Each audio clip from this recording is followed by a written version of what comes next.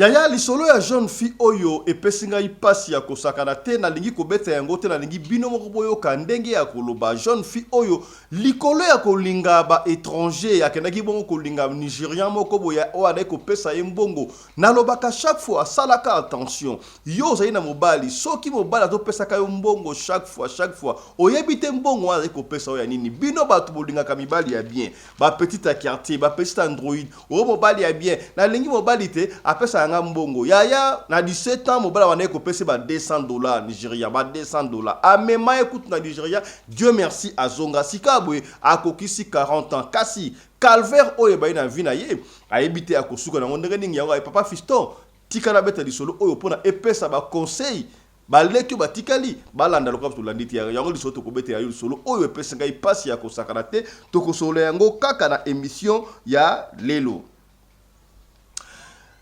Discours sur l'état de la nation, Yamokondi Yamboka a parlé du peuple, ça fait couler beaucoup d'encre. Non seulement, na vidéo sur la toile Oyo, na évité à Bosanaki, à Salaki Yangon en Koto, passé à Pesaki, président assemblée nationale Mbotete, Moutouali Bosa, Fagas en Bote, qui Vital Kamere, mais à Zui Angote, à Zoko Pesa, deuxième vice-président, à Pesa, président du Sénat, mais à Pessi, qui a intention nini. Et puis, discours, Wana, moi, Namboka, notre confrère Louis de France, a recadré discours ya président ezaki discours moko c'est comme si discours ya propagande au lieu à ça discours comme étant chef de l'état état de la nation yé discours d'aki ya propagande est-ce que c'est vrai ou c'est faux toko solo yango kaka na émission ya lelo voilà la paix en République démocratique du Congo la crise qui règne à l'est de Mboka na biso yaya sommet à Luanda ezali pour la koluka paix na est ya mboka beto yebi yango mokonzi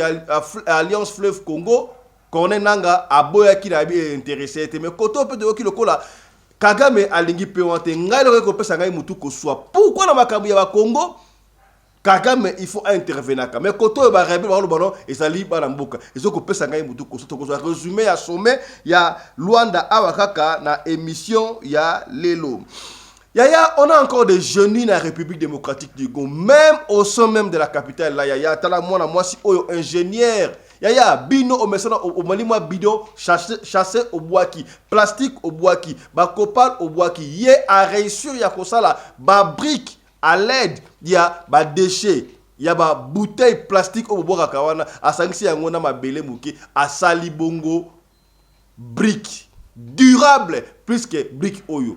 Ça va te soutenir te tokozongela yango kaka na émission ya lelo kaka na émission otokosolola aide oyo mwana biso Shikonko Simbadi aleli auti bongo na bandundu papa akima batika bango na mama ma papa yaka na Kisasa aya koluka aide mais papa tout la musique za basundana mama ye à 13 ans a se décidé à la Kinshasa à la bongo attaque moi na sirage pour mbongo ya kokende kosunga non seulement maman na ye na bandeko na ye atanga pe kelasi et là c'est ndeko na ye kwa Kinshasa akufa misuboye tata tali komona te mwana kwa na besoin ali sungi mwana biso Nko Simbadi tokozongela yango pe kaka na émission ya lelo.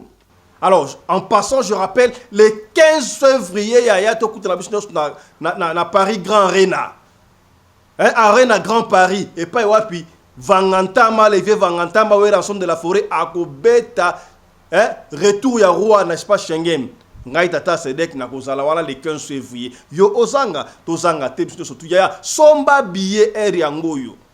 Somba billet pendant le 15 février et pas wapi ouais, rançon de la forêt, retour ya roi de la forêt, n'est-ce pas, Schengen, Akobeta bongo na Arena Grand Paris. Autre loba kité, Tolobi. Voilà.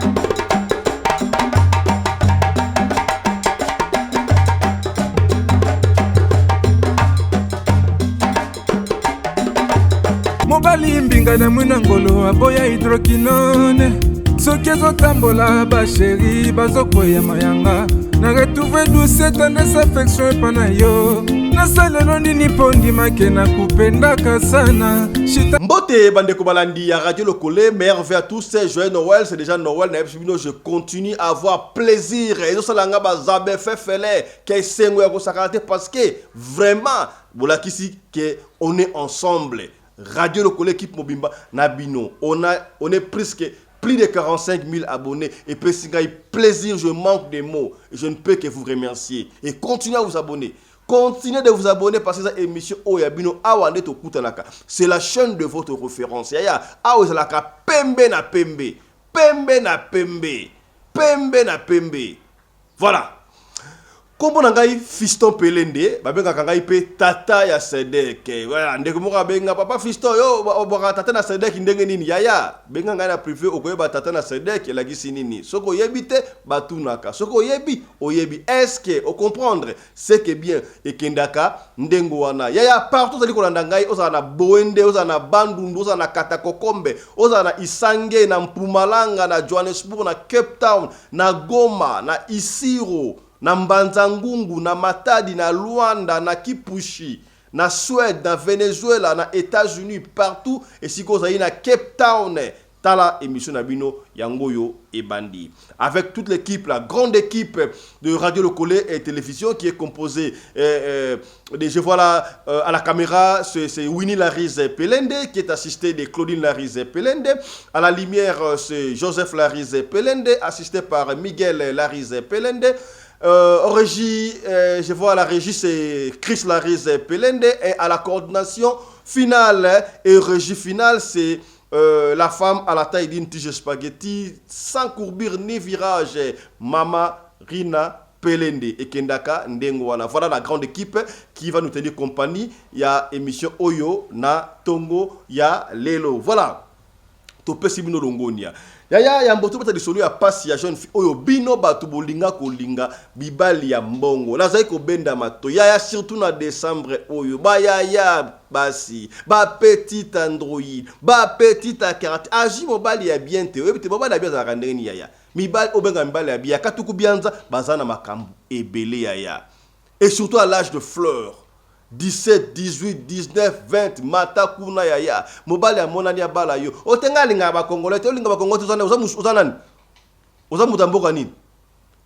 Même la Bible dit mariez-vous entre enfants d'Israël. Yo linga étranger. Na Congo ndenge ba sutuke la kaba étranger na ebité yango poussa bino benga rata. Ozobenga mundibu mundele, ozobenga chinois mundele, ozobenga indien mundele, ozobenga tna syrien mundele. Ana mundele mo boita kocha mundele. Yango na pesi mbote pa ya mon ami prophète Jérémie. Ah ba papa Fiston Tika na Congo batu ba kelinga même ba égyptien abenga égyptien mundele pona kaka akocha mundele na famille makambu ibele tala likambu oya somo et comme les jeunes filles oyo à 17 ans ayeba kité et sengote même la Bible dit jeunes réjouissez-vous de votre jeunesse mais rendez-vous na kitata na ba âge oyo et comme mutu tala à 17 ans, âge de flair, à $200, bah $100, bah $300. N'tanga kokisi bah 40 ans. Malheur au lié à ebi angote. Yango na yemo kabeta lisolo awa bokoyo kayango. Kasi yambo to beta lisolo ya mwana mwasi oyo.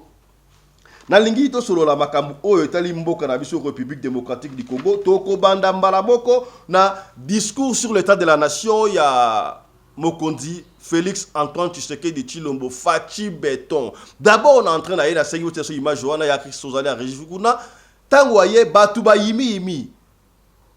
Mais ce qui aye il fallait qu'il d'abord ayamba président y a assemblée nationale Vital Kamerhe ou azaki mutu ya place wana oui c'est vrai tellement président assemblée na président Sénat tomoni apesika ka mbote et pas ya président Sénat. Est-ce que image bakata ki ya président assemblée tonene a saboter habité batu musika zo pesa batu mbote musika mais ya pesiete. Est-ce que ronki nezali qu'est-ce qui ezali moi ko muke inquiétude tonene mais un jour avant ça, bakutela ki na chute de loyanga et pesinga mutu ko so na yebiti. Voilà tokoyoka comment est-ce que wa commentaire ya bandeko bakosala na se kuna. Car c'est ce qui est plus important, c'est discours sur l'état de la nation. Batu ba critiquer discours oya mokondi mboka, c'est discours sur l'état de la nation, c'est discours propagandiste, discours ya propagande, discours d'un candidat président de la République. Makambo a lobby wana esali ba contradiction ya kosakanate. Est-ce que le bilan de presque 7 ans déjà, il y a président Félix Antoine Tshisekedi, il y a positif, tout est négatif. Sur quel plan, sur les positif, sur quel plan, sur les négatif. Tant que par exemple, le président Soloba a Kotonga plus de combien de millions de kilomètres, il y a des routes qu'on sort, on est comme à recadrer, là on ne peut même pas réfléchir. Est-ce qu'on a un mois à cause autant de kilomètres et comment est-ce que notre confrère Louis France a recadré à sali lecture et à discours à président Nandenge na Yesanangage et puis Nandeko a expliquer nous qu'est-ce qu'il pense na discours ya chef de l'État. Bango va penser de moi bongo yote na biso. Qu'est-ce que tu penses ya discours ya chef de l'État? Est-ce qu'il y a discours d'un candidat président de la République ou discours d'un président en exercice? Est-ce que ils ont vraiment discours sur l'état de la nation? Talakutseki, Talakumamba. Suivez.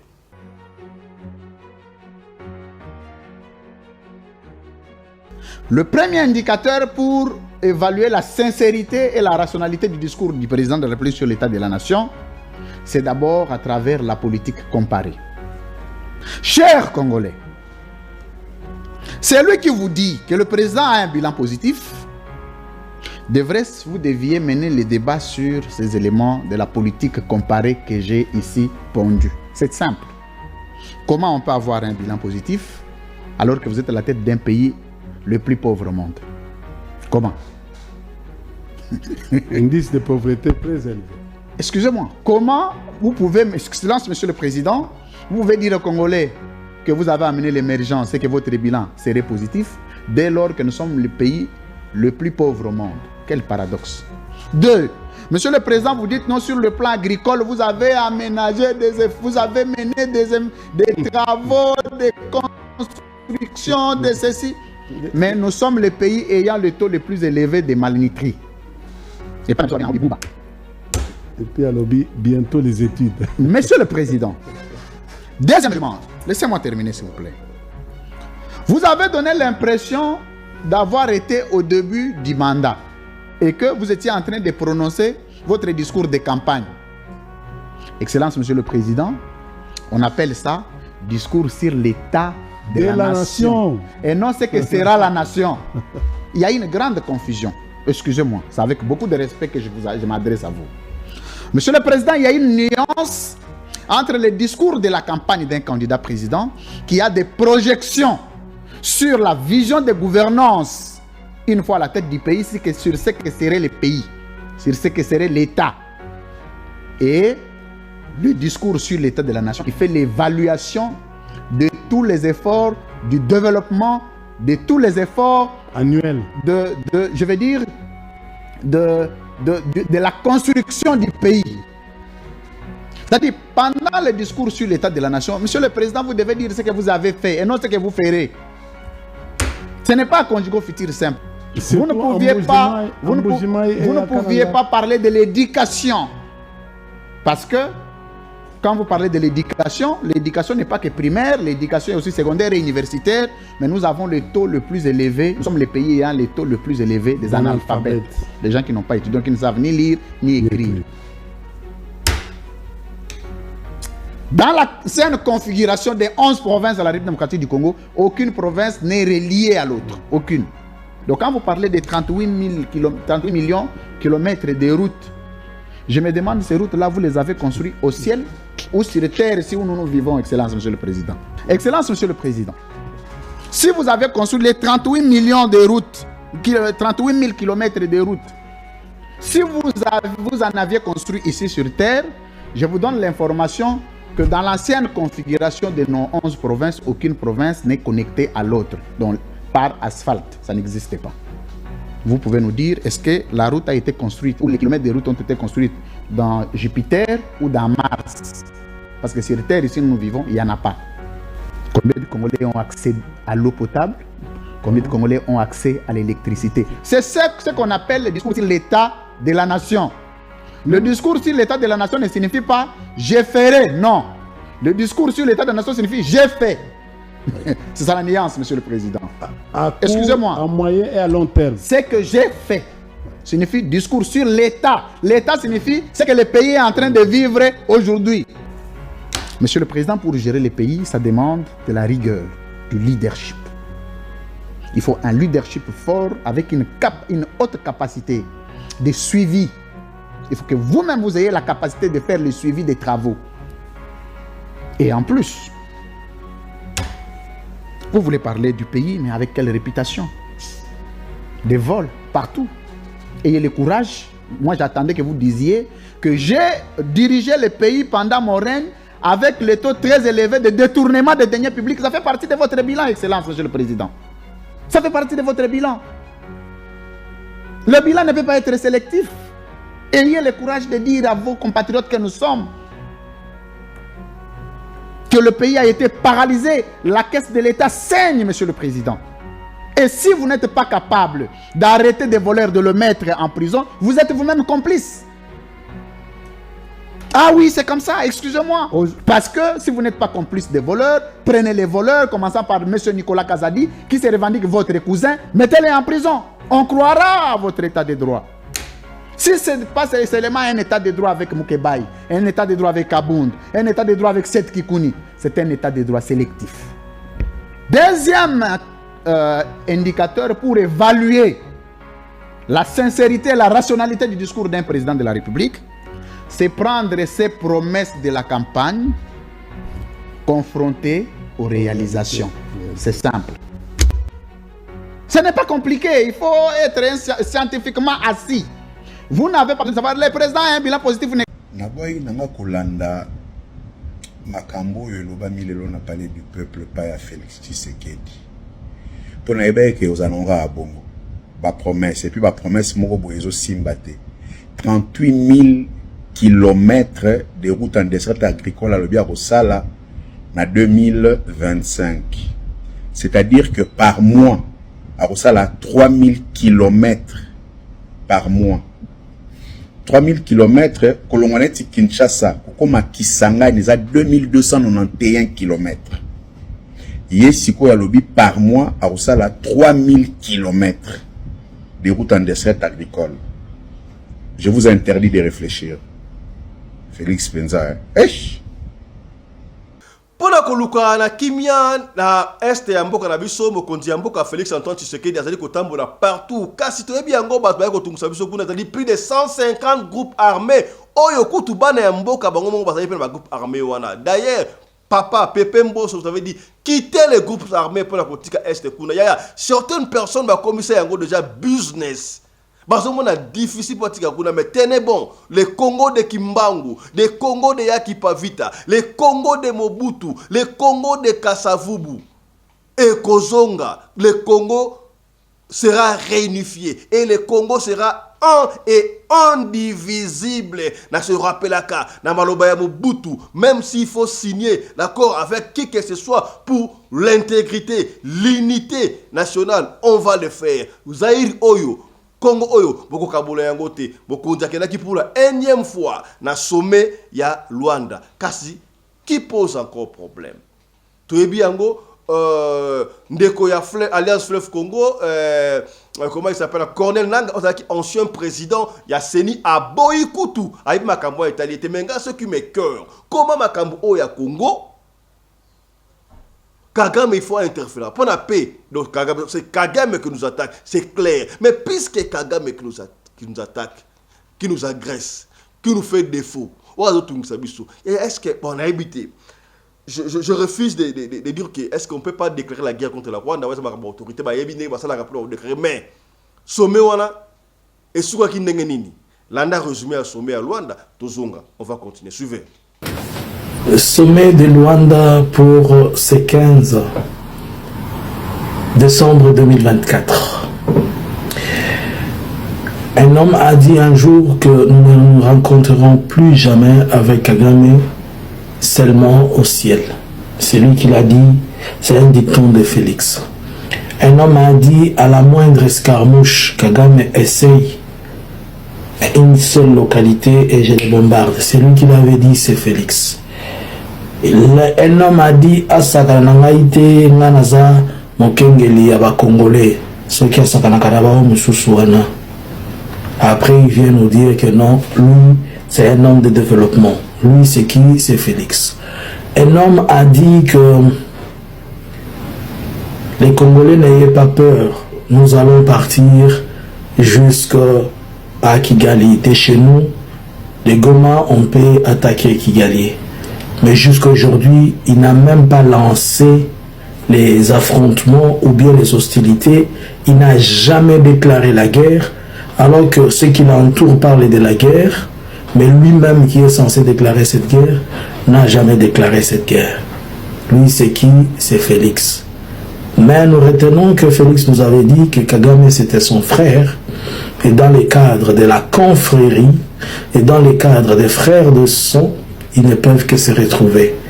On a chanté, ils ont chanté Yomani Oboya Kagame au stade des martyrs. Je me pose une question. Lorsque vous perdez les êtres chers de votre vie, papa, maman, qui sont les premières personnes qui vous entourent?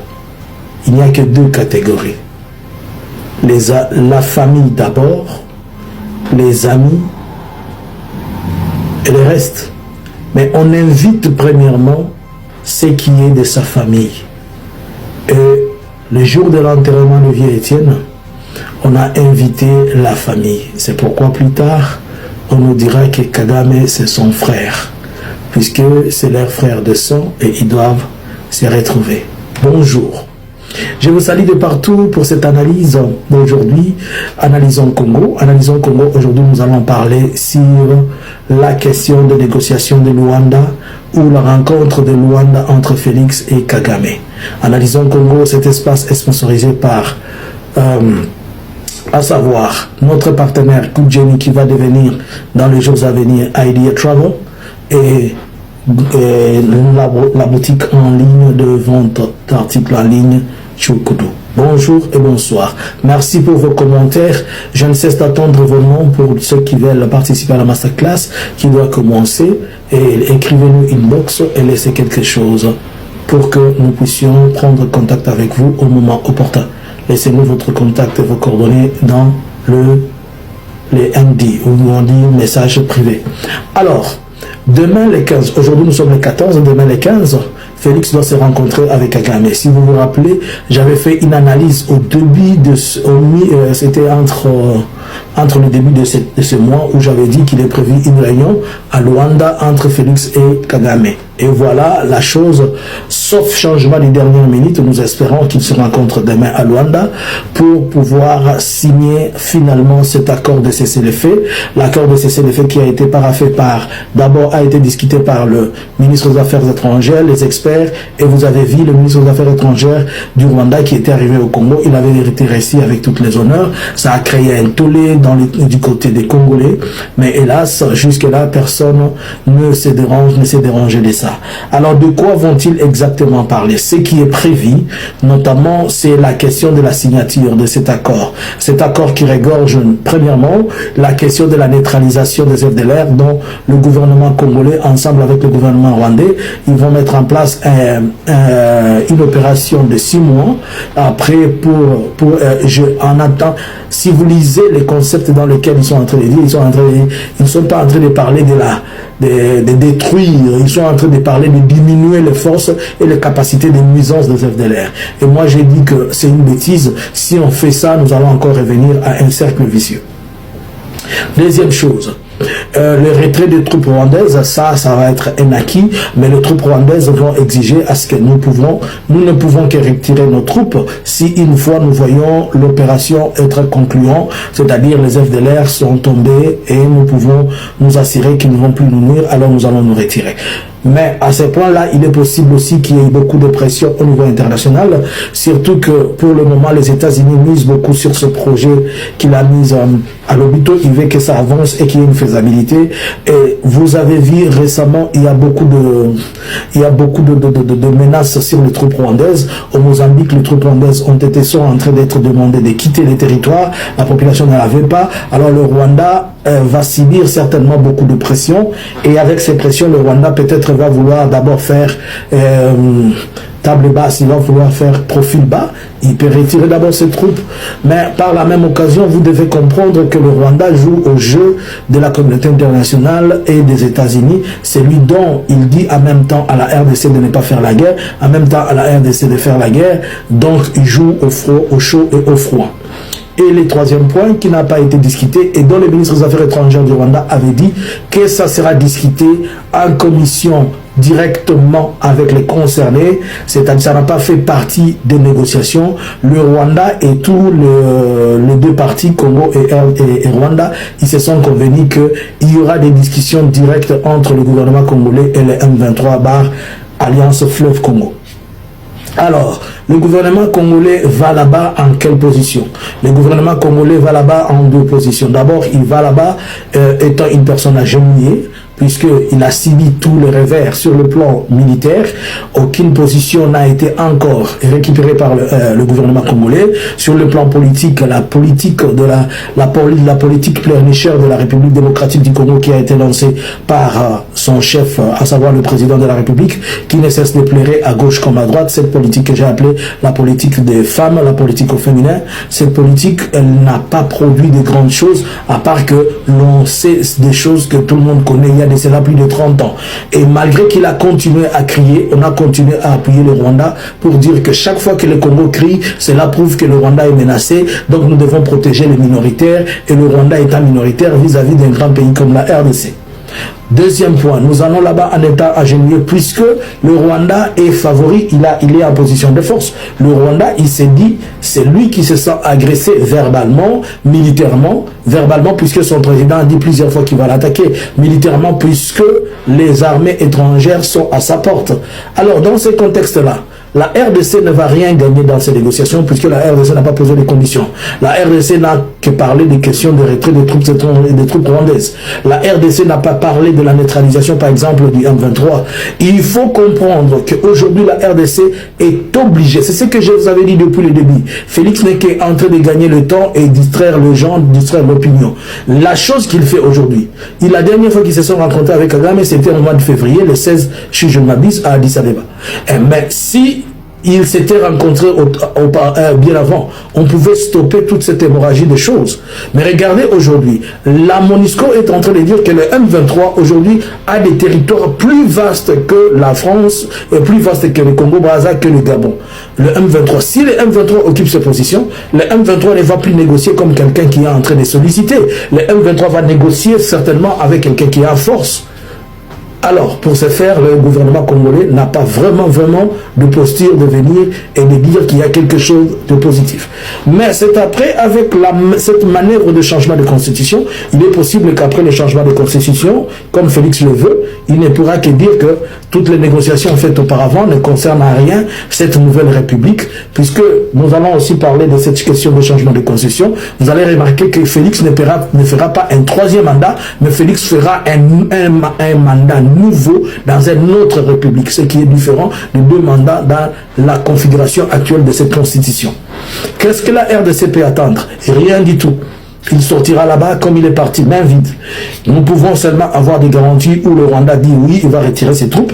Ce n'est pas grand-chose que le Rwanda retire ses troupes. Cependant, est-ce que ça va favoriser automatiquement le retrait de toutes les autres troupes? Nous avons aussi les mercenaires qui sont là. Le Rwanda, s'il dit que je ne suis menacé, car vos mercenaires doivent quitter, les M23 doivent quitter, les forces de la SADC qui sont là, est-ce qu'ils ont fini leurs opérations? On ne sait pas. Quand est-ce qu'ils vont rentrer? Mais en réalité, les Congo va là-bas en ayant une position de faiblesse, et tout ce que nous pouvons attendre, c'est que soit les deux garçons, ils nous fassent un semblant de se disputer et de dire ils sont là, ils sont sortis là-bas à couteau tiré et personne ne va signer ces paperasses-là, ou soit ils les signent. Bonjour très chers compatriotes, flash d'information, Paul Kagame fuite en avance. Il a pris fuite. Il était prévu une rencontre aujourd'hui en Angola entre le président Tshisekedi et Paul Kagame dans l'objectif de signer un accord de paix entre les deux pays, ce qui signifie le retrait des troupes rwandaises du territoire congolais et le retour de la paix dans le Nord Kivu. Malheureusement, comme dans ses habitudes, Paul Kagame a séché cette rencontre prétextant que la RDC doit accepter un dialogue direct avec le M23, sachant que le M23 n'existait pas.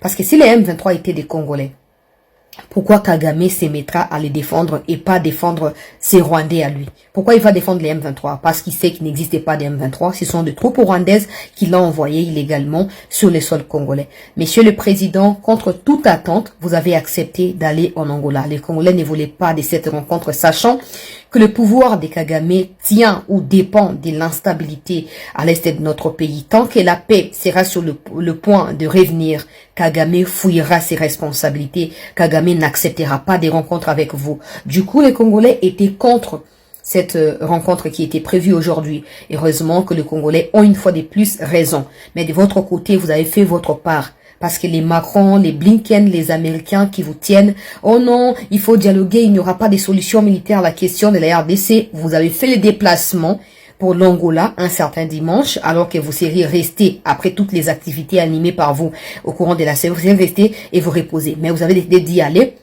Pourquoi? Pour aller regarder les vides, pour que Kagame ne vienne pas, soi-disant parce que le Congo devrait dialoguer avec les M23.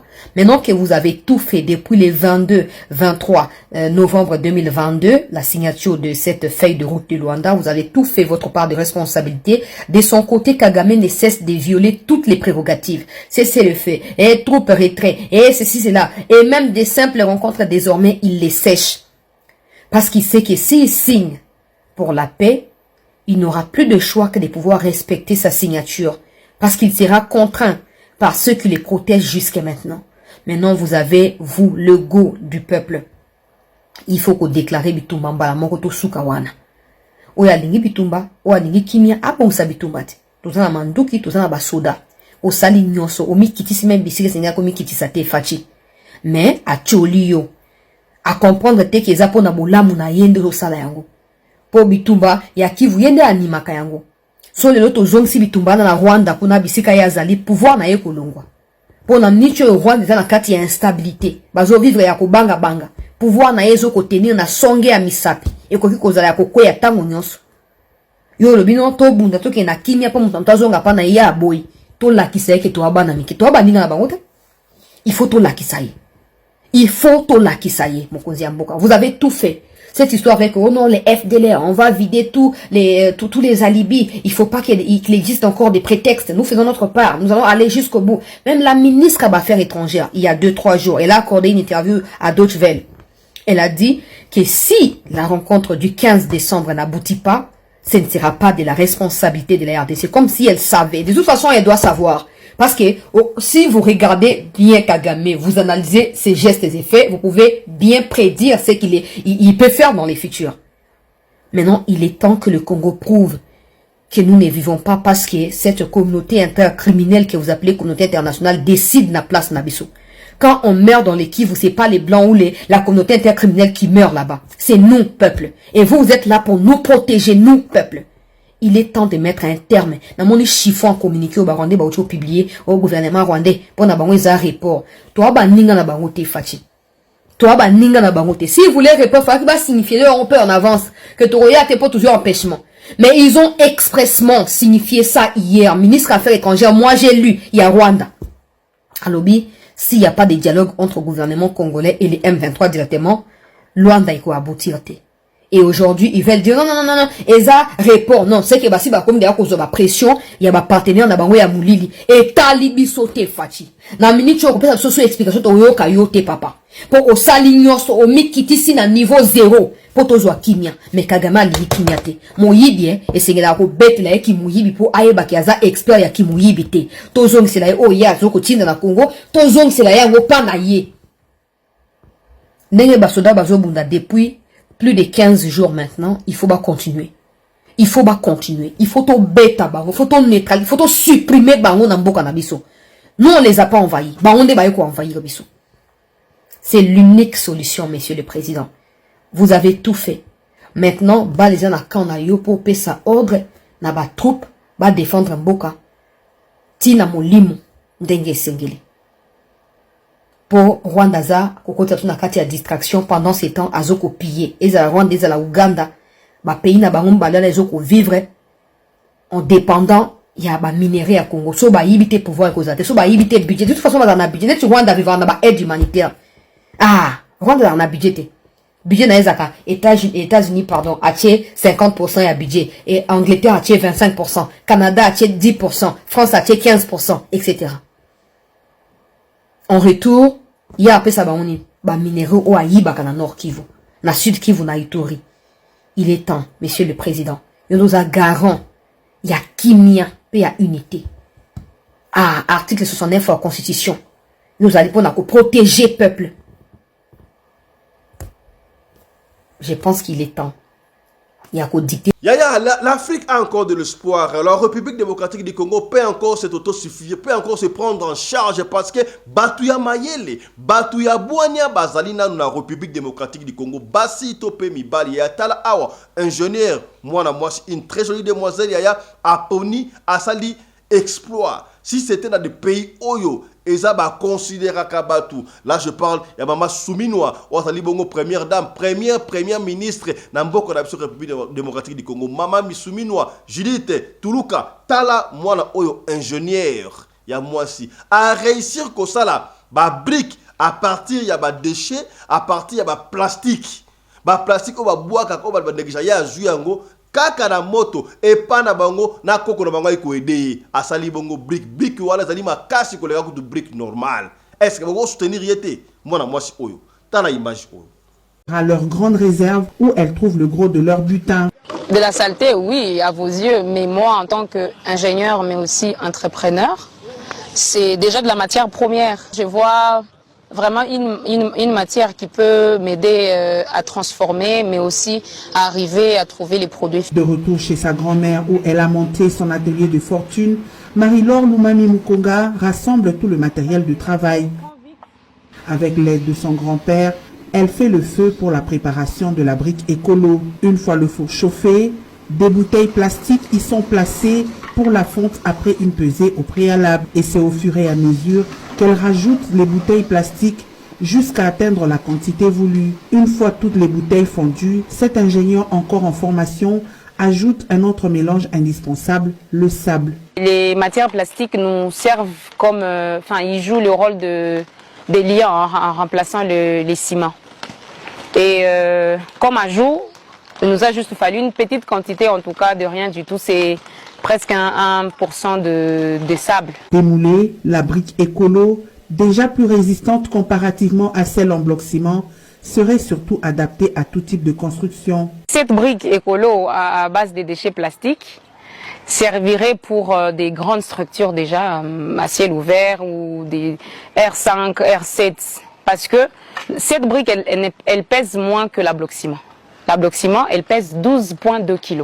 8 kg, pardon. Et la nôtre, elle pèse 6,11 kg. Mais deuxième aussi pour des terrains qui sont, par exemple, vous pouvez construire dans l'eau. Si vous voulez construire dans l'eau, ça serait un matériau en tout cas adéquat pour ces genres de construction. Parce que ça va déjà stopper l'humidité et ça ne va pas se dégrader aussi vite, d'autant plus qu'il y a la présence des plastiques. J'ai fait faire l'essai au labo des compressions. Donc celle en bloc ciment nous donne une résistance en mégapascal de 8,109 mégapascal et celle-ci en déchets plastiques nous donne 11,107 mégapascal. Ça veut dire que la nôtre elle a une résistance à la compression plus supérieure par rapport à celle en bloc ciment. De quoi nourrir Marie-Laure de quelques objectifs pour sa vie. Moi, quand j'ai commencé les études d'ingénieur, je me suis fixé un objectif qui est celui de faire un quartier où je serai moi-même qui proposerai les plans, les matériaux utilisés. Un quartier que je vais construire avec ces genres de briques. Je pense que ma première maison, moi, si je peux construire, peu importe qu'elle soit d'une chambre ou deux, ce serait avec ces matériaux-là. C'est de cette façon que Marie-Laure Mukonga compte assainir la ville de Lubumbashi, envahie à ses jours par toutes sortes de déchets plastiques. Une idée qui prend forme après 2 ans de recherche. L'accompagnement adéquat pourrait donc aider cette fille au talent hors du commun à améliorer ce travail dont elle est fière et passionnée. Yaya, kaka na makambo oya aide, tala mwana oyo, auti bongo na Bandundu la fin fond ayekolela yeti na Kinshasa kombo na ye Chiko Nkosi Mbadi ye pa wapi papa na bango atika bango na mama na mboka na Bandundu kuna papa yaka Kinshasa me akima bango azonga na ete ayoka esengo ba minda Kinshasa azonga te me mwana ona âge à 13 ans. Heureusement kutu ye atanga ki kelasi mwa mukem ki pona gratuité o enseignement kasi tanga ye pour a continuer ba étude mususu ayekoluka mbongo na Kinshasa amona papa na bango te abanda ko sala cirage et sungai mwa muke abela kutu ko bela azwa traitement mama kuluta eda ki mwa mukie kasi na oya azwa ezala insuffisant asana moyen te pona ko sunga mama oya bango aleli ndeko na ye mususu pe ya na Kinshasa akoma kutu aveugle et peut ça passe histoire mwana oyo pe singa passe ya kosakala te ya soko lingo sunga mwana oyo benga biso to ko rencontrer na numéro oyo pona ko sunga mwana oyo yoka explication ya mwana oyo pe singa mutu ko so ya pour tout un parent bino batu bozwa mwa mosolo bino batu bozwa mwa katuku bianza bosunga bongo Nkosi Mbadi Chiko mwana oyo po asunga mama na ye ina que 13 ans et pe singa passe dans la histoire Chiko Mbadi et qu'on passe à yo passe étant parent. Suivez. Comment Chiko. Pardon? Chiko. Chiko zali prénom. Comment na yo? Kosi. Comment no Kosi? Kosi nani? Kosi Mbadi. Kosi Mbadi. Ouchi wapi? Ouchi Nangiringiri. Nangiringiri. Nde siko fandaka. Et pas papa na maman. Te. Et pas nani? Et pas panafricain. Et pas nani? Panafricain. Panafricain de nani? Ah, yonde panafricain. Ok, ça va. Avant tozo panafricain. Ou soit tozo d'abord panafricain ou carrément tozo nanu mwana. Et le koni yo fandaka et pas panafricain. Papa na maman bazabi. Bazana village. Village ni. Mbadi ngoleki kenge. Kuna na Zela Bandundu. Donc yo fandaka nde kuna na Bandundu. Okomi na Kinshasa ne ozana mbula boni. 13 ans. Ozana 13 ans. Otangaka. Otangaka te pona nini? Ngai na yaka awa na 6 mois. Na yaka chirage. Attends. Oyaka awa na 6 mois, ozalaki na 6 mois. Ndo oyaka ko sala cirage. Na yaka na 6 mois. Na 6e mois. Donc oyaka le roi na 6e mois. Oyaka na juin. Mois de juin mbula o. Ah OK, vas-y maintenant. Je comprends. Ngai na wita na Kimbadinga. Buka Kimbadinga. Sikoyo tonyo kwa mi makasi. Papa abota biso tozalaka plus de 7. Mususu bakufi totikali 5. 5 wana moko atikaka ye na libumu. Tango atikaka ye na libumu aye po asala la yeti po azonga na village. Banda ya papa na bino dispari amona na kate ata batu ke biso tomona ki eboy na boy te ti ya na biso ya liboso komo na ye Rigen. Aye na Kinshasa na congé ayaka pe na 6 mois miso ye kokufa afandaka na kaluka na quartier D avenue Chinchin. Afandaka kuna miso ekufi amona kanete tishiko yo aza kuna wana mama na bino atikalika na mboka kuna mama na bino wana azaka na mboka mama na biso. Sikoyo ngai na école primaire to bando futa mbongo te so to futi mbongo 5000 2000 po ka makamba ba enseignant de baloba. Donc papa na za enseignant azalaka enseignant te. Ah yo siko bénéficie na gratuité ya enseignement bo futaka ba 5000 ba 2000. OK. Wana to futa mbongo te. Siko tangu na commune école secondaire o to futa mbongo. Na ina Kinshasa po na somba bakaye na somba l'uniforme na moni musala ezate na bando salaka chirage mutu na sombelanga biloko ana azate bani ko sala chirage alema kuluta pesinga mbongo ya ko sala chirage na bandi ko sala na zokanga 4000 na journée 5000 nzamenda pesel ba mususu ba 8000 na zo sala. Osota mona na ville à Kinshasa mobimba partout na libaya na yo. Na zo tambola du place belé na bandi na bandal na mola na kalamu na victoire na zo tambola tina bangiringi wana komi tempo nazonga na ye kobela na bimisi 90,000 na sombi ka mwa biloko ndambu moye nazonga eza te sikoyo tokomi na 10 mois nazongeli isu sirage wana maladi esili nakomosala na force bakabelinga nini mbongo ya transport makulutu mpe asoutenir nga apesi nga 40,000 nakangisi transport mpo nazonga village naketanga nazongi kuna mbongo moto afutelanga mbongo aza te moto atangisa ngai aza te awa na Kinshasa va tuto nakemboka nakutaka panafricain na ngiringiri nakutaka ye na ngiringiri abando pozenga nde nini ozosala boye na explique ye tosalaka mwa video video wana ye mpe abombango ti aye ko créer yango na TikTok nde akenda azwa ngai mpo aluka bandeko basunga ngai posa na ngai ezali batangisa ngai mpe mama na nga azwa esika moko ya bien aza na esika kofanda te na mboka kuna to bando vivre kaka nde ezalaka to nga nazosala bapiese nazokanga bapuku nazotekaka mwa kolia mpo kuna fufu ezali nango banana ezali biso moko bato tosalaka tozosala na maboko tozolona bilanga mama aza na makasi ya kosala mosala ya kosala eza te mpo akanga mbongo na nga futa classe mosala ya kosala eza te azosala bilanga wana mbongo ya kozalaka ya futela nga classe azokoka te parce que misala wana parfois oza na basavoka otie 3 bande vert oyo yanango na kenge moto parfois asengi mbongo ya 2 sac yo otikali na eloko te otikali kama na mbongo ya sac moko parfois 30,000 40,000 donc biloko ezali kuna yango na ye awa posa na ngai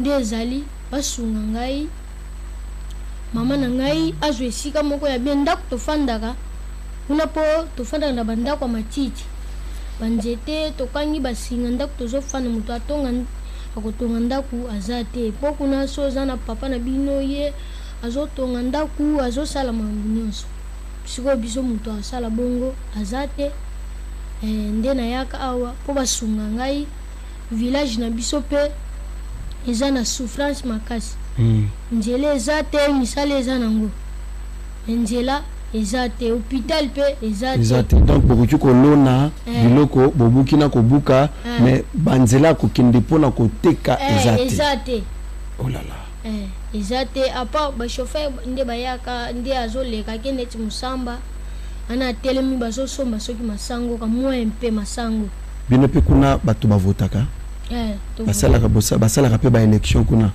tosalaka bato bayaka mpe kosala campagne kuna campagne te baye kosala campagne mpo bavote bango te baye mpe boye bayembi bovote biso bovote bango mpe biso mpe toyembeli bango banzembo papa parfois na mboka totiki 50,000 chaque père 500 chaque mère 500. C'est pas possible. C'est pas possible. Ça, c'est très grave. Celui qui parle, c'est un mineur. Talana bana bayebi bizaleli na bino. Kuna na nikota bakenge wana bandundu. Tozana batoaze belé moi écoute na bana rotanga wezate. J'ai besoin que vienne nga Christophe Mbosonko Diampwanga. Oyo kanano makambo mwana wa lobi. Nazala posa vidéo maloba mwana oyo. Ekende partout. Tout le monde a qu'à bakulutu nenge baswana kao. Kuswana. Oh, moi je suis ceci. Martin Fayulu m'a dit bandundu yangoyo. Martin Fayulu mwana waza mwana bandundu. Auti kuna alobi banzele ezalaka te. Mwana oyo aza mineur. Il est venu pour défendre la cause. Sika bonalinto na histoire ya jeune fille oyo depuis l'âge de 17 ans. Yaya keba na makambu oyo ya ba divorce ebendaka makambu ebele bato o bazaka ba victime ya divorce mingi ezalaka ba parents na likolo bati yoka histoire ndeko mwasi oyo atali angolaise mais congolaise ba sabe biso na loba ngo chaque fois ba angolaise ba congolais ya Kinshasa ya Brazzaville biso ka biso moko wana boko limbisa mo lingana na ye azako bunda muke me vous allez comprendre makambu azoloba landa yango na limemia yaya Yaya basi, ya mibali, bo vanda wana. Papa, maman, tindela mwana lien, kota bana ba vanda ba yoka makam onde kona banga zoloba.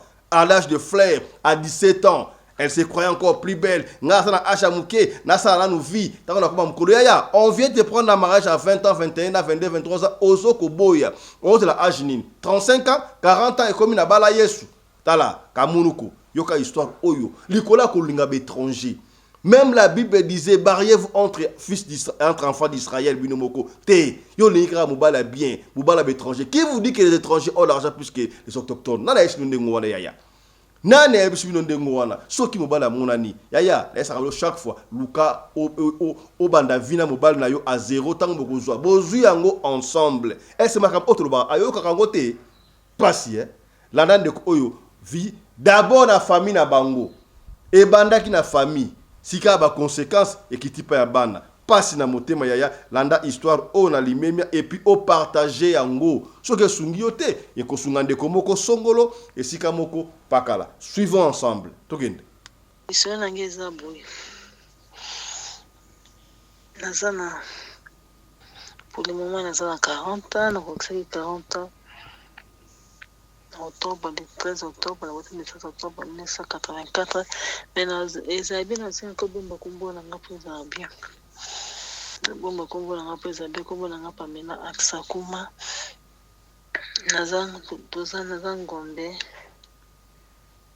Nazangombe. Liso na ngeza liboye. Nakoli pena na papa te. Zaki na mama na biso. Mama na biso. Abotaki biso misato na papa na biso. Mais avant mama bota na papa na biso, azalaki na mwana na ye liboso, ya na biso liboso, kafa biso liboso. Kafa na biso na zaki azapena maidi makasi. On s'en pesika moko bien na comprendre moko bien siko azakadre. Mais nous savons pas dans les choses pour la YouTube. C'est pour prendre mon corps, pour la kina maman zaki, maman botai besoin de papa zaki trois na famille. Les divorcés à moi si ami baling à moi si troisième zaki moi si. Mais papa, parce que maman et puis maman zaki troisième des familles. Bosso mobile mi balé. Ya mwasi ya la dinga misa tungai 4e on a dit ba kufa ki na accident to zaki ba basketer sans to kola kende ko bita basket mais akufaka batampona kai papa tika biso bo mwana papa zaki na poto akendaki poto papa tika na 2 ans dès que na kufa na tseki na zaki na libu ya ndia zaki na 4 ans papa zaki na mwana liboso atanga avakutana na papa zaki na msa kutana mama papa zaki na mwana mwasa liboso mama pe azaki na mwana ya liboso ya mobali mama zaki azamkula mwana papa ya 3 ans ndeto boka makiwana bafime papa tuka Mama azeraki papa ya biso 7 ans va azambali mosusu.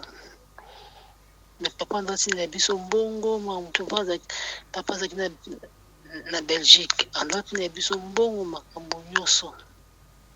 Mais comme qui famille papa bandati maman à l'aise en tout cas famille moko penda. Baka penda famille ya bonge. Na ngeta pourquoi bazaki bandoka papa na ngai. Bote papa mal à l'aise, bote maman mal à l'aise, bote mal à l'aise. Ndenge singa et koma kitina niveau maman ya biso papa ya biso. Maman zaki mobali musu ko famille bande ko ele basi. Basi papa utaka poto yakana kuma na 5 ans. Famille bazaka ko pesa e basi beli. Maman zaka mobali mususu. Ekubala mobali mususu. Mama ekubala mobali mususu. Mama balaka mobali mususu boye papa Fiston mama bali mobali mususu ekomaki ndenge nini ekoma nde ntango mabalaki mobali mosusu ekoma ndenge nini tovanda pa mobali wana mobali azalaki na mama mabe mingi papa fisa ya koloba te basekre mosusu mobali azali mama mabe mingi vraiment mais tozalaki mosusu lelo tokovanda epai ya papa bafamille ya papa papa bandekone mpe bakarata mabe ovanda epai ya mama ngai moko mpenza kati na nga afisa ebanda kosala nga mpasi na banda kolinga yango te ebanda kosala na mama mpasi namona baningi bazalaki na famille na bana mama ya papa mobala mama so basoni na mama kofinga mama ya mwasi mundumba obota deja bana 4 heures kofinga mobala mama azalaki muta Bukavu saka mobala azalaki na mabe mingi nde bakabwana mama biso ntango bakabwana mama biso boye lisolo mpenza yanga mpenza koti mpenza kata lisolo ntango bakabwana mama biso papa sikoyo andati na biso mpe mbongo atine biso mbongo famille na ye banda koloba kaka momoni akenda ye depa akenda poto pa biso komezalaki Joseph nde depa akenda poto akipaka bana botika mpe bana basi ti na mama biso papa na mwasi na liboso aza bana misato mpe basi mais mama biso mpe azalaki misato sikoyo na mama biso sikoyo eyosala maleki na nde famille pa biso banda kolobaloba mingi ndeki na wana ndanga mwasi na nef ayeki kosala accident motuka etuta ye kaka dans le vide mais papa fils famille ya papa biso baluka sous problème na libota ya mama bafuta bamanzi wana papa azalaki na poto papa matanga nde esalamaki mutasamati na mbongo toni ezalaki papa na biso azalaki papa tovanda titango ndeki nanga mwasi akufaki famille ya papa babotoli biso pa mama nde baboteli biso pa mama tovanda pa mama souffrance parce que mama biso pa fisa na bosani te mama na yabotaki ka ye moko mama biso papa na yaza Mukongo mama na yaza Ngombe Mungala la famille papa biso baboyaki mama biso pourka babi mama biso aza mwana makangu azalaki mwana makangu mpona bafamille bakoko na biso basi koko abota mama famille bazalaki bandeko nde bazalaki na mbungu papa ne pena papa mama ndo yebana te famille ya papa balobi ke papa papa mwana mama te mpona mama aza mwana makangu balinga mama ya biso te ndinga ndo kola wana tokomi mpe na niveau moko mutu mutakomofana ya place ninga komofana pa camarade nanga papa biso te maki azalaki kozwa charge ya famille mobimba papa azwaka charge ya famille nyonso tu na maboko na ye tini na suka ntango nakomaki na age ya 19 ans nazalaki nanga na vie mibali nanga ebele tokoli na Kinshasa tokoli na vie moko ya batoka toza naza mwana limité tokoli na vie moko mpenza ya vika bana limité baza na vie ya niveau likolo mais na deba vie ndepesa nzambe na bomoi nanga na baka nzambe soki opesa ngai mobali navana libala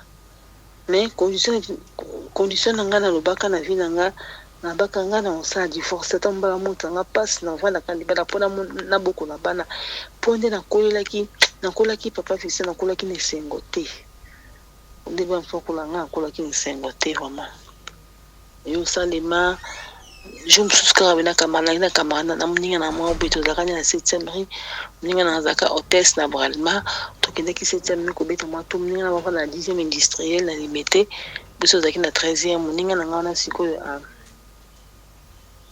tokyo beta tout na 7e mois de na poka mo beta 7e tout na quartier boki mo na restaurant bonito na compartiment bon au fond na restaurant bo ce mois jibo midi tant to koma ki na place commerciale wana to muninga na zela dans un moment ils avaient la cabine téléphonique mon wana on est en 1900 mais en 2000 pardon en 2004 bah 2004 on a mis en compte la cabine tout le monde qui sont jeunes personnes me parler ba pembe mais bazaki ba congolais bazaki ba nigérien moko alingi moninga na nga moko alinginga papa Fiston mobali wana ndo apesanga mbongo mingi na 2004 na nga mwa 19 mwa na classe mbongo ndo apesanga papa na nga apesanga na mbongo abongo te ayaki kaka voyage ayaki Kinshasa mais avandaka na mobali wana avandaka na Kinshasa na ba ne 2001 2002 asalaka 2 ans na Kinshasa nde avoyage akendaka Angola Luanda tant osali to vivaki nga na kaka 1 mois mobali wana 1 mois ando apesanga mbongo mingi chaque jour tozalaka na ye donc bande koya kovivre na ye 1 mois apesanga mbongo chaque jour pa Fiston nga mpe namoni kaka mbongo sikoyo nini esalemi puisque eloko eleka na vi na nga te siko nalelaka nini esalemi papa Fiston apres wana avoyage ndenge avoyage wana akoma kotindela nga presque mbongo chaque 2 semaines mbongo wana na 2004 wana bavaleur ando tindela nga en 2004 c'est totali siko na 2024 eza mbala chaque semaine apesa o ba $200 $300 mwana âge de 19 ans ezalaki ebele mingi mpona nga mbongo wana à l'époque na 2004 wana te apesanga bambongo ezalaka kopanza masanga mais nazalaki na bavi na nga mpe mosusu basheri na nga mosusu na vi na bango mais nazalaki na confusion ozopesanga mbongo mingi basheri mosusu bapesanga bango mbongo mais naotala nga mabale eyaki mobali mosusu autaka poto eyaki albalanga mais nzembona mpo azalaki na mbongo ya poto wana azalaki na boutique 3 à l'époque azalaki na boutique moko ya bilamba azalaka na France kuna na France mbali wana azalaka na mwasi na ye sikoyo azalaki obota azalaki mokolo amonaki kasepelaki na mbala mpo azalaki mokolo azalaka mbala mobali oya poto azalaki mokolo na ngai ba 23 à 24 ans so oti poto ye tovanda na flat moko à l'époque afutango par exemple chaque jour afuta flat navalaka ba $100 $80 à l'époque en 2004 wana mais so auti poto papa Fiston mbala oya apomataki nga obalanga auti poto ye apesaka $10 $5 na bayaki na tali koto ozopesanga mbongo presque chaque 2 semaines na mbongo na agence mais esalamaki boye ekomaki niveau moko papa Fiston soki nalali omoni nzambe alobaka na bandoto nzambe alobaka soki nalali papa Fiston soki nalali pomi nalota ndoto na nga namoni tovandi na kati mpo bazali memami na barestaurant na ville mona bakamarade tovandi na bakamarade na nga mais ekomaki na niveau moko nazolota mobali wana tovandi na restaurant nga na ye fo tolia tovandi na restaurant nga na ye mais na comprendre ete na ndoto wana soki nali navanda pembeni na ye na kiti wana naomoni su te alimwe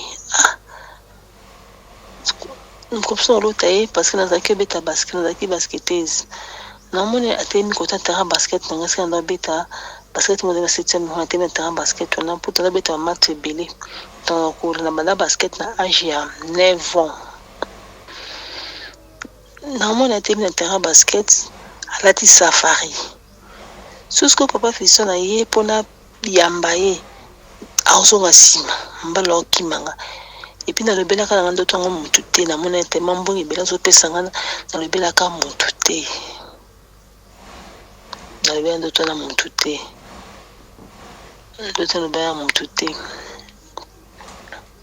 nini esali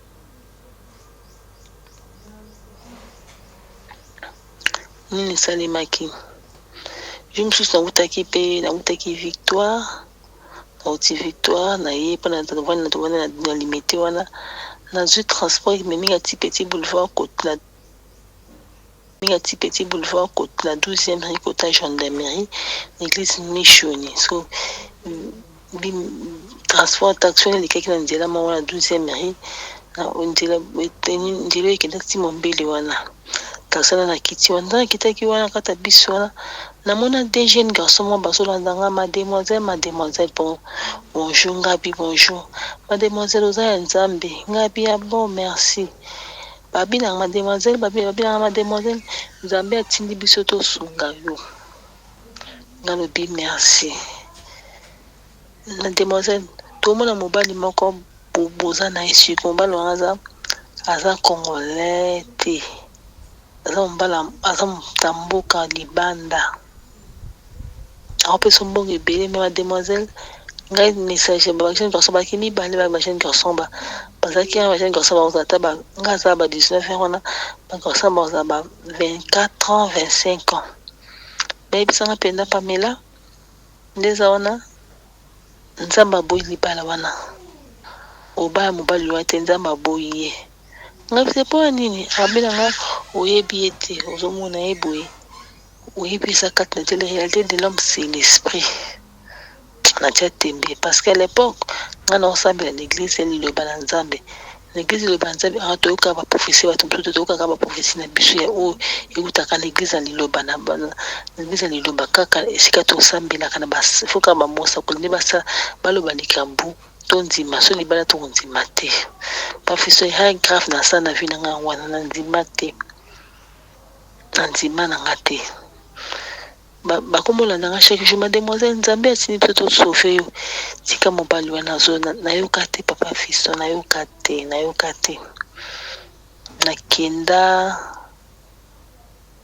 nakenda Angola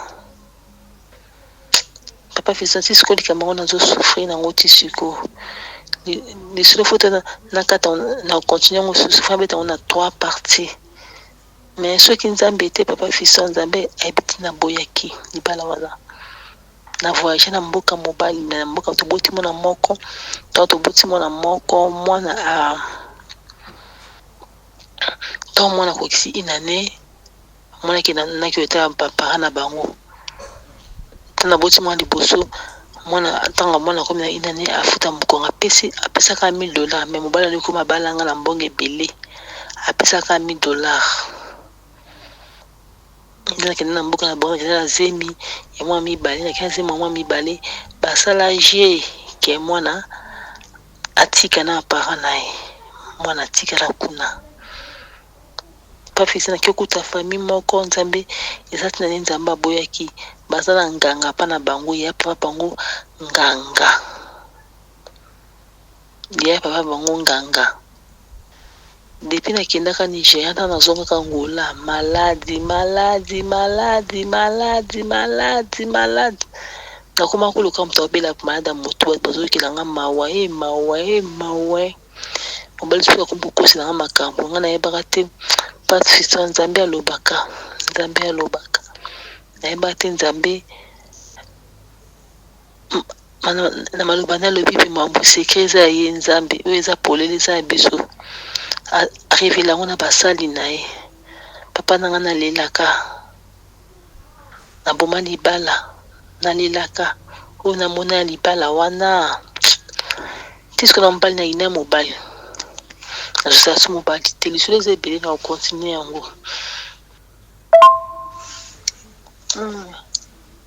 papa fisto ndenge nayokaka babetaka mikolo balobaka soki okoti libala ya mabe ezalaka mpasi mpo bongisa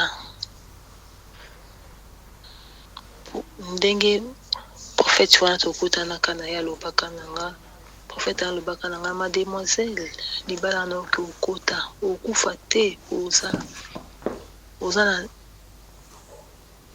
semasi ya nzambe oyebi mwamba molili te okomona pasi vraiment tobongisa vine kozala pasi soki oyoki nga monoko ya nzambe te te profete nalobaka na ngai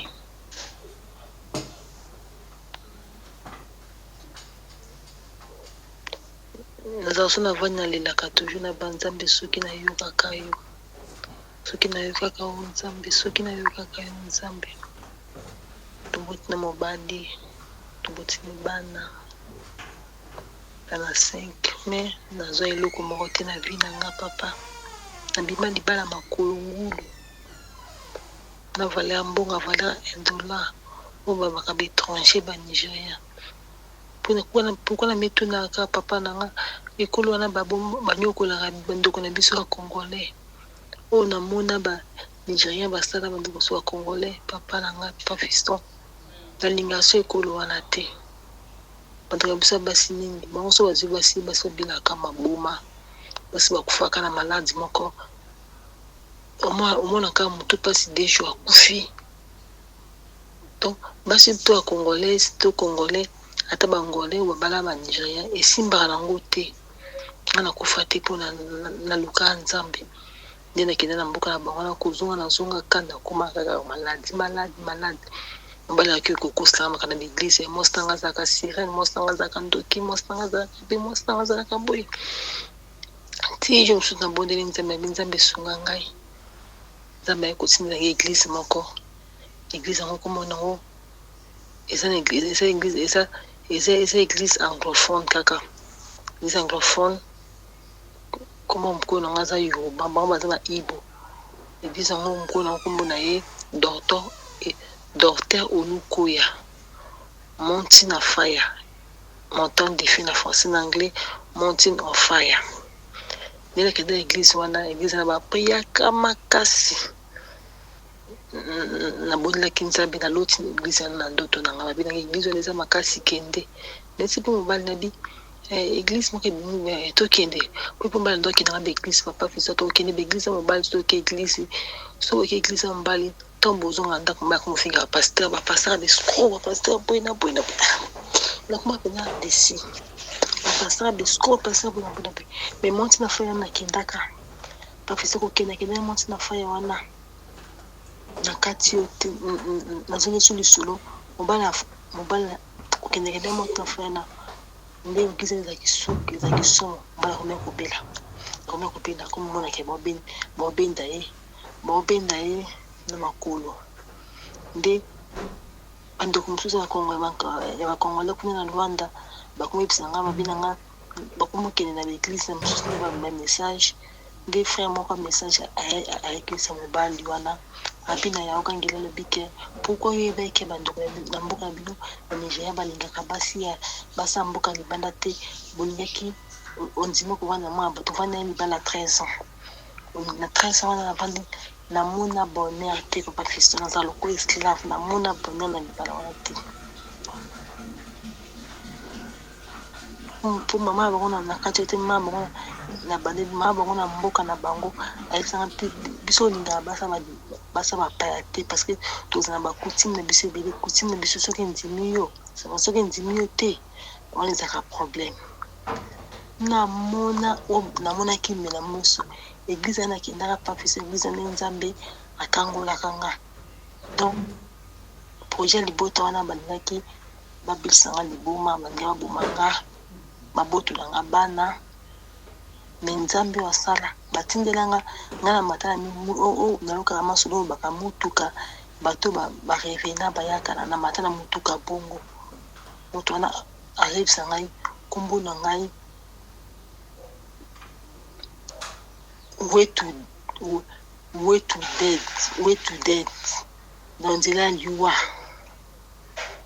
way of death tana the way of death nzela liwa tana manjo bonde na motema nde mutuka nekitisanga na perdre mémoire na ngai balukanga ndenge nyonso tomba prière nde mama bango mama ya mobali wa ndenge akufa lelo déjà ça fait déjà 4 toke na 4e année mama nakufa papa Fiston nzamba pesanga kimia mais ce problème na kuma obundela ngo eti problème na bunda na vie na ngai tona yaka na Kinshasa yeba 13 ans na sali na mboka Angola na singa bandeko na ngai na sali lo morte na vie oye libanda oza libanda na mboka libanda yeba ngolesa naka na mbongo nga penza ko kanga suki makasi mobala boya na sali lo komoko te na fandaka mbatila atina na mama $50 même ça peut des mois dans la salle de remonter tant que na yaki na Kinshasa soit za Kinshasa pas fait ça bandeko na ngamba monta kinga passe na soufa ki makasi parce que na sunga la famille te na kenda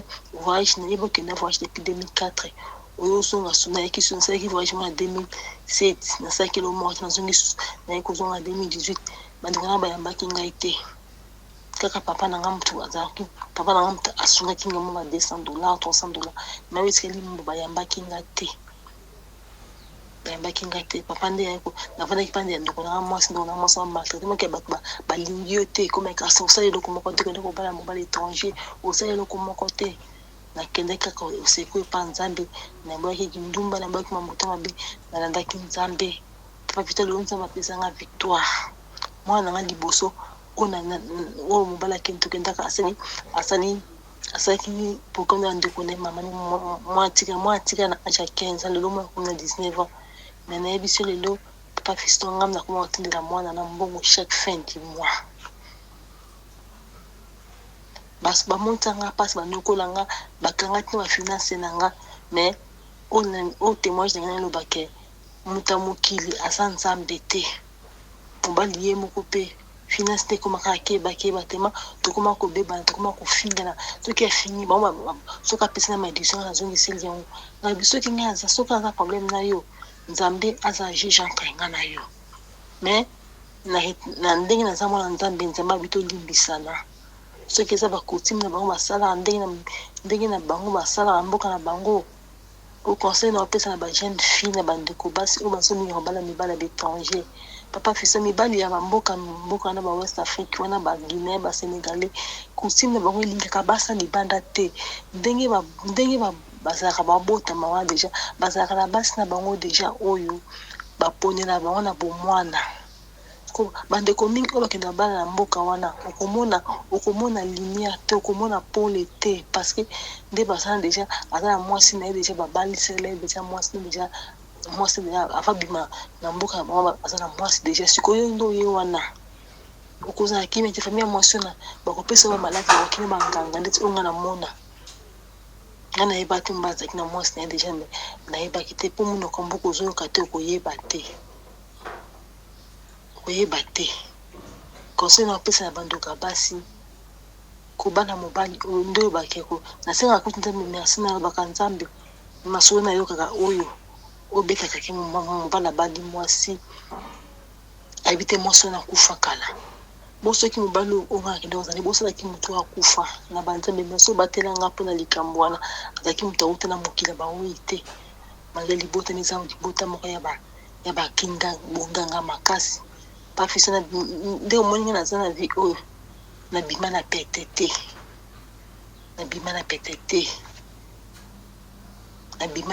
te me nzambe abatelanga nakoma koteka na nga mwa business nga mokemke yeba elo famille mobali bakoyeba libota mabe bakoma kosala mwana mama mobali akufa mwana aza sikoyo na ye ya mobali na mboka na bango kuna na Nigeria kuna na mboka na bango na Enugu State kuna na Nigeria kuna siko ndeko mobali oyo batikela mwana kuna akoma obenga ngai fo tindelaka mwana mbongo moto abokolo mwana aza te nga bibini bosaki mwana nga nayaki otala mwana bosaki mamende bolesinga bafusa balesanga bilese esi natika mwana na posa na ngai moko te na biloko balesanga wana baolesanga baolambelanga wake baotinanga bakisi natika mwana na volonté na ngai te mene nde kaka makambo nzambe nde ezalaka si ebaluka nef nga nde nakoma kotindela mwana nga mbongo chaque fin du mois na mboka kuna na Niger kuna na village nakoma kotindela mwana nga mbongo baninga na bakoma koseka nga mais yo pamele okobota na étranger okoma kotindela mwana mbongo kuna na mboka mopaya nayesi moko na bi eza mwana ngai moko ata basalaki bakisi na bango baleki nzambe te merci na nzambe mpo naza na vie papa fisa apesa bana basi conseil totika mabala libanda mabala bapaya eza malamu te fo bana mondo oyo bakoka kala bando abala fo bayeba na famille avant moto abala mobali bien mwasi fo ayeba mpenza origine na motu wana bien ayeba coutume na bango ayeba système na bango ayeba façon nde bavivraka mpo ata na bible balobake ndenge banda otambola nzambe banda otambola na bango nde azaka libala na papa fisa oyo ndo bakenzi ya basimoki bango ngai andimaka ye na lota papa Simon Kimbangu na ndoto wana na ndako na libala na papa Simon Kimbangu na ndoto abana ngai yo za descendant na ngai ngai binga descendant na yo abie wa descendant na ngai po nini mama na nga papa na ye papa mama na ngai famille ba baza bataki mbangise papa na nga boti mama na nga manga botla abokola mama na nga te mais papa boti mama na nga na base belé famille baza bataki mbangise bataki ba Congo nangi pala nga za mongala nzamba bundela kabana ye mais papa fisa bisa baba na basi batika mabala ya l'étranger batika mabala pour kolanda bomengo mabala l'étranger to landa ka so coach de makata libala wana komona subo mengo wana te conseil na basi wana basi ba yo ka batika ba influence o mobala uti libanda mobala utamboka libanda. En tout cas, merci beaucoup, papa Fiston. Nanda kama solo makasi epesa nga pa conseil bien na kobeta pesi mususu masoleze ebele kobeta na ata o zamba pesa nga grâce na bonde la kama makasi na mona ba vision na kobeta susu na ona beti na oyo. Merci beaucoup nzambe alola o apesi bino sagesse wana abatela bino. Merci papa. Voilà, je crois que l'isolo ya ndeko mwasi oyo était ya bino hein. Commentaire à Kosalate, Ezalité, pardon, commentaire à Ezalité, Soki Ozali, na commentaire à Kosala, Tika Yangona Sewana, Akolanda, Akoyoka, pour asser le conseil Nabino. Kassiyom, tout à la biso, Soki pour les soleils à Kopesa, Benga biso, Soki au Bengi biso, Zubiso, Tekomutung Samate, Tiki la biso, audio na yo, ya des autres Kobete Yango, Kakanding to Bete Yango, Soki nous tanga combo, Tokotanga combo, Soki pour boy, Totanga combote, Tokotanga combote, biso to fonctionnaka, Ndengoana. Allez! Portez-vous bien. Santé de fer à tous. Hein. Chap chap. Et tchara.